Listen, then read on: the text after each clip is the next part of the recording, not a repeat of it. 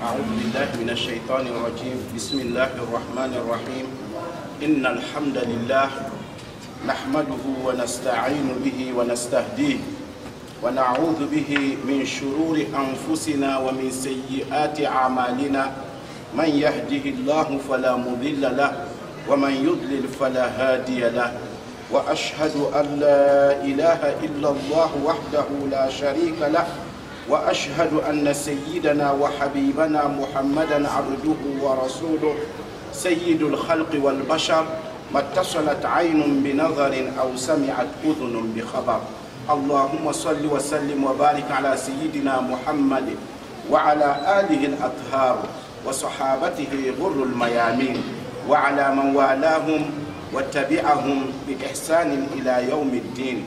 إخوة الأكارم، يقول المولى تعالى في محكم تنزيله: يا أيها الذين آمنوا إنما الخمر والميسر والأنصاب والأزلام رجس من عمل الشيطان فاجتنبوه لعلكم تفلحون.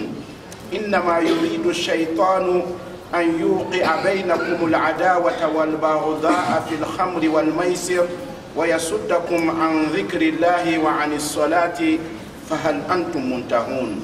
وقال رسول الله صلى الله عليه وسلم: لعن الله الخمر وشاربها وساقيها وبائعها ومبتاعها وعاصرها ومعتصرها وحاملها والمحمولة إليه وآكل ثمنها.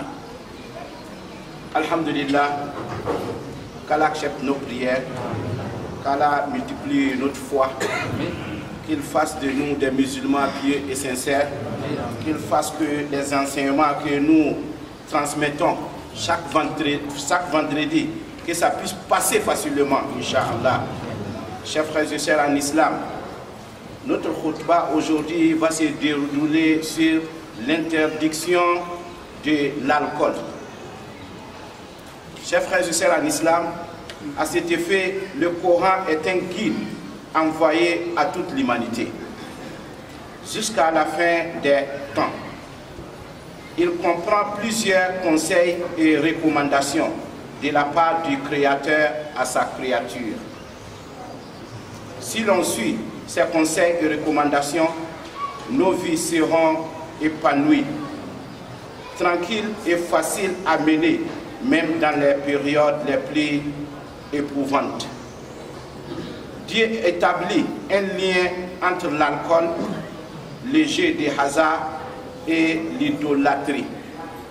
Il dit à ce sujet, dans le Saint-Coran, à la sourate 5, verset 90, Ya ayyuhalladhina amanu innamal khamru wal maisiru wal ansab wal azlamu rijisun min amali shaytani fajtanibuhu la'allakum tuflihun.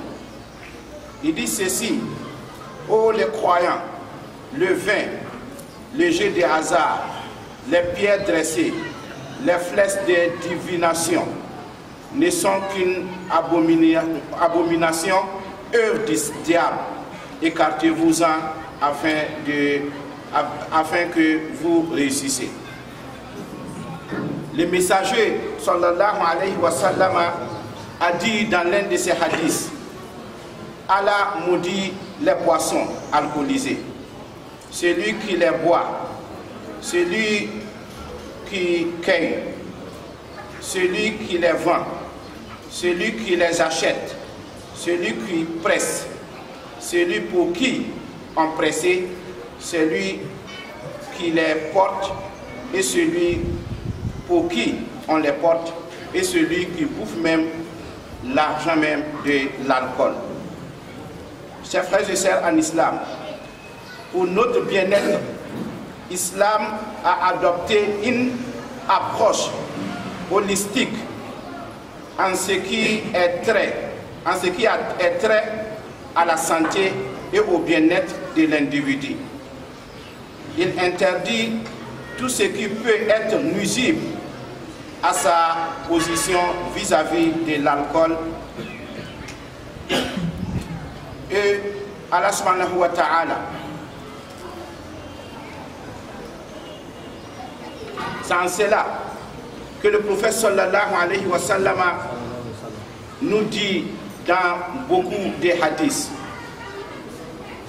il dit, tout enivrant est interdit. Également, il dit, c'est donc la grande quantité enivre, sa petite quantité est interdite. Chers frères et sœurs en islam, pour mieux vous expliquer, c'est pour vous dire que l'alcool est interdit dans la religion islamique. Et le prophète sallallahu alayhi wa sallam nous dit que Allah subhanahu wa ta'ala a maudit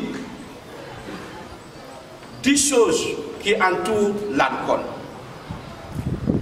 Il a maudit l'alcool même. L'alcool est maudit dans l'islam. Et il maudit celui-même qui consomme l'alcool. Celui qui boit l'alcool, Allah subhanahu wa ta'ala le maudit.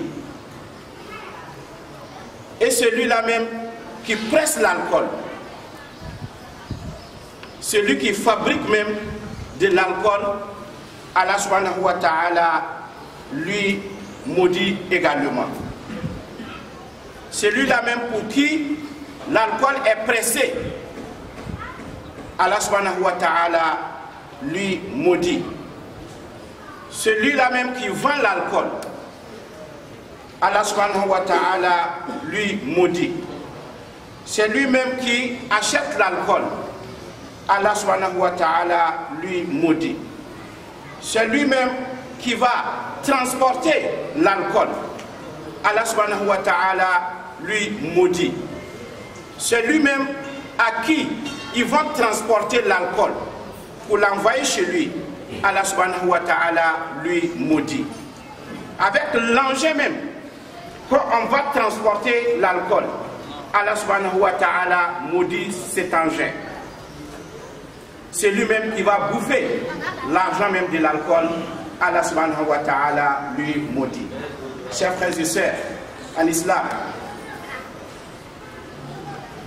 les ulémas disent que Allah subhanahu wa ta'ala n'a pas maudit quelque chose de manière qu'il a maudit l'alcool.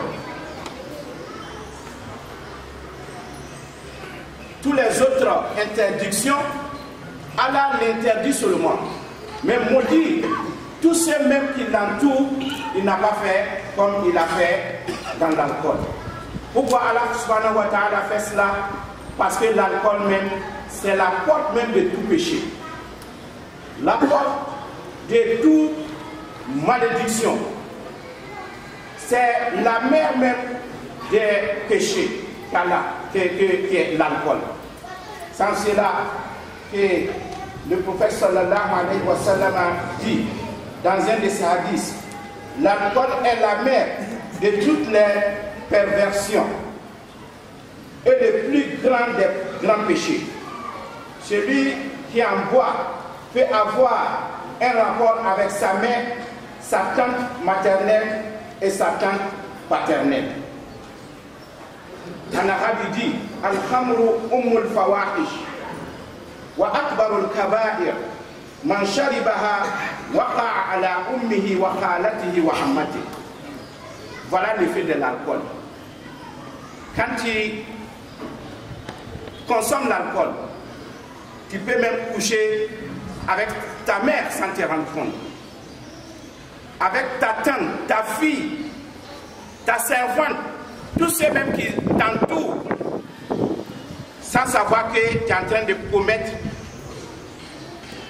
des grands péchés. C'est l'alcool qui peut pousser l'homme à faire tout ceci. Chers frères et sœurs en islam, des chercheurs ont d'ailleurs démontré qu'il existait un lien indiscutable entre l'alcool et les jeux d'hasard, l'alcool et la prostitution, l'alcool et le banditisme. Oui, si nous voyons où se passe la prostitution, nous allons trouver que c'est dans les maquis et dans les bars. Donc il y a un lien entre l'alcool et la prostitution. Il y a le lien aussi entre l'alcool et le banditisme. Même les braqueurs,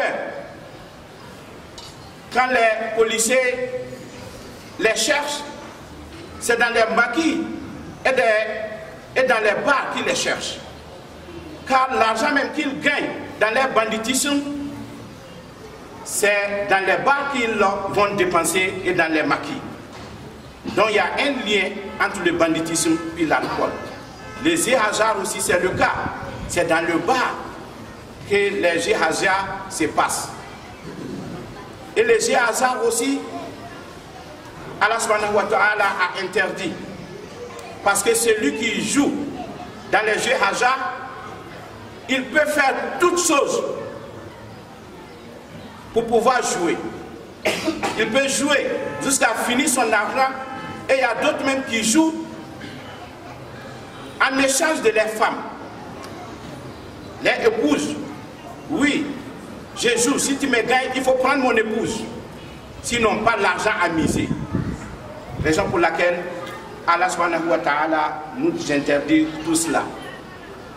Et l'alcool aussi a l'effet sur le corps humain. L'alcool détruit la conscience de l'homme, le cerveau de l'homme. Le foie, l'alcool touche le foie. Les reins, tout cela, ce qui est physique, voilà ce que l'alcool a l'effet. Et ce qui est psychologiquement, l'alcool peut te rendre fou. L'alcool peut te mettre à un état que tu ne comprends pas. Tu n'es pas fou, tu n'es pas normal. Regardez ceux qui consomment trop de l'alcool. Ils ne sont pas utiles dans leur famille ni dans leur société. Dans leur famille, ils ne peuvent rien faire. Ils ne peuvent même pas s'occuper de la famille. Dans la société aussi, ils sont nuls. Voilà les effets des alcools. Chers frères et sœurs, si Allah subhanahu wa ta'ala nous interdit quelque chose, sachons que c'est pour notre bonheur. L'alcool en consommant, on se détruit nous-mêmes. Raison pour laquelle Allah subhanahu wa ta'ala nous interdit cela. أقول قولي هذا وأستغفر الله العظيم لي ولكم ويا فوز المستغفرين استغفروا